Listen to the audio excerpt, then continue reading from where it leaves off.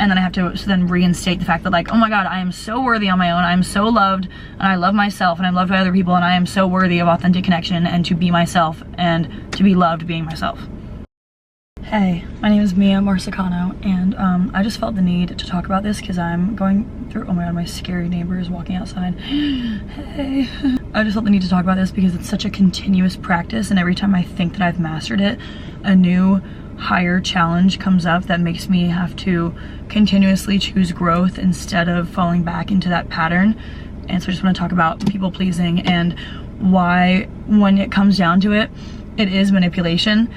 And I say that with a grain of salt because I was the biggest people pleaser my whole life. And this is what really, really, really got me out of it when I watched this rabbit hole of people talking about it, and why if you truly love somebody, you should never people please them. Like, anytime that you're agreeing with someone, fake agreeing with someone when you don't actually agree with them, or going along with something that you wouldn't want to go along to, or changing your plans, or doing something that makes you go out of the way and makes you fill their cup when yours isn't full, and you aren't doing it out of love, that is manipulation. And I'm not saying it's malicious, I'm not saying that it makes you a bad person or that there are good or bad people, but yeah, I just continuously remind myself every single time. Okay, to preface, my entire life, I don't know why, I don't know what in my childhood made me like this, what environmentally did this, but I was so scared to take up space, and I just wanted people to like me so bad. I guess like that created a sense of safety in me, so I mended myself to anyone I was around, and I always went the extra mile for people, even when I didn't have that mile to give, and I would go out of my way just to make sure everyone was happy. And in hindsight, when I feel like people love these types of people, and people are like, oh, they're so kind, they're so sweet, they're friends with everyone, they would take the shirt off their own back for you, like, and in theory that's amazing, and that's an amazing person to have, and those people are lovely people, but they should totally be selfish, you know.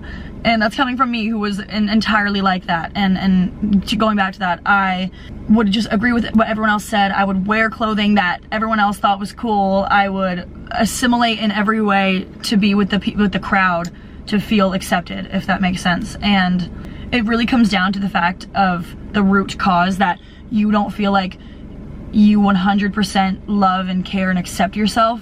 Therefore, you couldn't show anyone else the realest version of you because they won't accept you, and you can't just be happy because then they won't love and accept you. And that was the biggest thing for me to have to shift my brain of, and have to tell myself out loud and to myself, like, I am so worthy of love no matter what. I can do and be and say exactly what I think and feel and want to act like, and people will still want to be in my life because they just love me for me. And it's a hard thing to wrap your head around because we're so used to trying to be so kind to people and so sweet to people, and which is a good thing. Obviously, be kind and sweet to people. Like, I'm not saying to not be a kind person in every situation at all, of course, but when you are betraying yourself and pushing yourself down and shadowing and hiding yourself for the other person to shine brighter and for them to feel good and for them to feel happy with you, that is you saying, they would never truly love me for me. I have to form myself into a thing that they would like.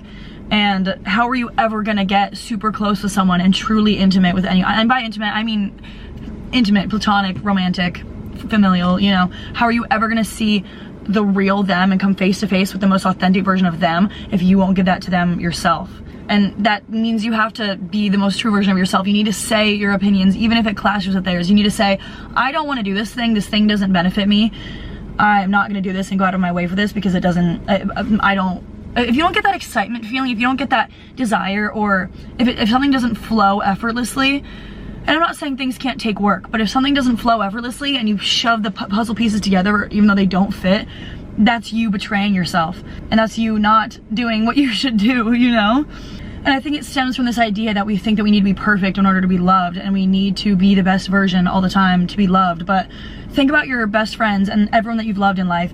You've seen them in their bad moments, I'm sure. You've seen them in the moments where you're like, ugh, I don't like this part about you, or just like, they're being an asshole right now, but you still love them to death. And even if they won't do that thing with you that you really want them to do with you, it's like, you still love them regardless. So you should feel that way about yourself, you know? I had such a pivotal moment with my best friend and roommate, Andrew, 2 years ago. And we were on the college campus walking around, and this girl really wanted me to do something with her. And I didn't know how to say no in any capacity. Like, I didn't know how to say no. And I know it sounds crazy, but I literally just, it was frightening to me to let anyone down ever, or do something that people didn't want me to do, or not flow with someone. And this girl just wanted me to do, and she's still a close friend of mine and I love her to death. This is entirely to do with me and nothing to do with her. But this girl like wanted me to do something and I didn't want to do it / couldn't. I don't really remember the situation. And I was like, how do I tell her I can't do this? How do I tell her I don't want to do this? And Andrew was like, just say you don't want to do it. Like, just say you can't. And I was like, what do you mean? Like she's gonna be mad at me. Like, she's gonna be mad at me. What do you mean? And he was like, would you be mad at her if the roles were reversed, if she said no? And something in my brain literally like something cracked into place. And I looked up at him and I was like, you're so right. And that sounds so infantile from a third person point of view, looking down on it, but being in it, I was like, that's crazy. I can say no and they'll still like me. I don't know how this got so instilled in me. I think it was just a pattern of me acting like this, and this got me what I wanted, so this equals this. But I broke that down, and him doing that broke my world, being like, wow, that is so true. I can do what I want, and I can not do this thing with her and she'll still like me. And that is such a surface level version of it, but the root issue of it is the fact that you are trying to manipulate a situation and environment to meet your needs, because you don't that's so awkward.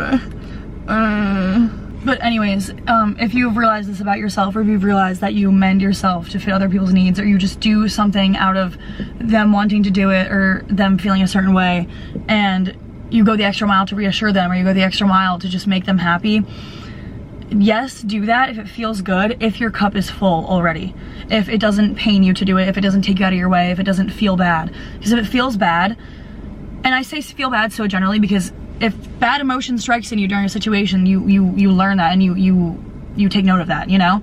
And at the end of the day, if you keep mending yourself and doing things you don't want to do for other people, and saying things you don't want to say, and agreeing with them when you don't agree with them, any form of people pleasing, you're gonna resent them, and you're not gonna see them, like, you're gonna start to see them as a burden, even though they're doing nothing wrong.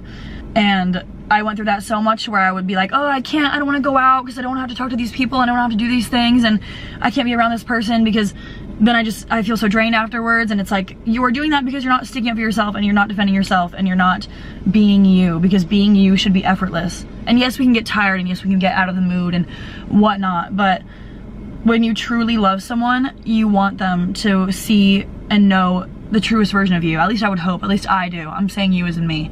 I feel like true intimacy is knowing is you and them being the realest versions of yourself and being together, you know? Like a conversation where nobody is lying, everyone is being 100% authentic with how they think, feel, and act, and what they do. And yeah, I just feel like if you love someone so much, if you love anyone in your life, if you like them, you want to be real with them, because they deserve that. Because the people that you love them for a reason, and you think they're great. If you think they're so great, you should want to give them the realest version of yourself. I think you owe that to them. I think you owe the people in your life that, like, realness and authenticity. And I really got that instilled through my best friend, Andrew, because with him, I never have to guess if he's feeling or doing something that he doesn't want to do, because he won't let it happen. He'll just be like, I'm not doing that. So I know if he really wants to do something, he's gonna do it, and it's gonna flow. But if it's not effortless, why would you want it? And that's not to say things don't require work, you know? Like, that's not to say to not make time for people and whatnot, but just do everything from a filled cup, because you love them and because you love yourself. And you can't, how much can you really love other people if you don't love yourself, you know? But yeah, I just felt called to say that, because I'll notice myself falling back into that, and then I have to then reinstate the fact that, like, oh my god, I am so worthy on my own, I'm so loved, and I love myself, and I'm loved by other people, and I am so worthy of authentic connection, and to be myself, and to be loved being myself. And I hope you do too. And if you have any of those habits, I don't know, maybe this helped you be more aware of them, or what you can do to change them, but it's all about healing the root issue, because you can choke down and put a band-aid on all the symptoms, but if you're not healing the root, then it's gonna keep coming up in every single way possible. So yeah, thank you for watching, and yeah, thank you. Okay. And my neighbors are coming out, bye.